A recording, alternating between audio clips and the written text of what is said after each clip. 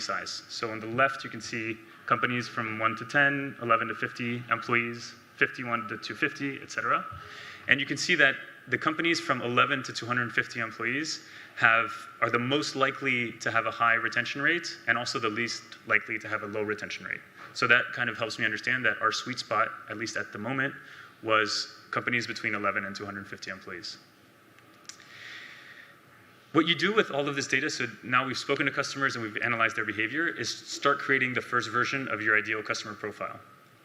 And so this is an example of what one could look like. You can see I've identified a location or geography, what industry, what role, company size, and use case. And the idea is this will not be perfect, and you'll always be iterating on this.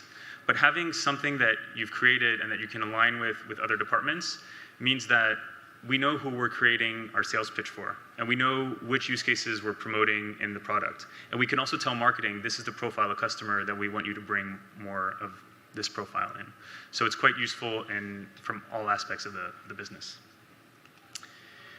So now that we know what our focus is, and we also have learned a little bit about our customers, it's time to figure out what's our strategy on how we're going to engage with these customers. And I follow this framework when I think about that. So first, I segment them. Then I break the customer journey down into stages that are relevant for them. I create milestones in those stages and touch points. And I'm going to go through that flow. So the first step is segmentation. And of course, you can do a ton of very complex segmentation, but I'd recommend keeping it really simple. You have your high-touch segment. You have your low-touch segment and your tech-touch segment. The high-touch are the customers that you want to be proactive with. Those are customers that you're building a relationship with and you want to maintain a relationship with going forward.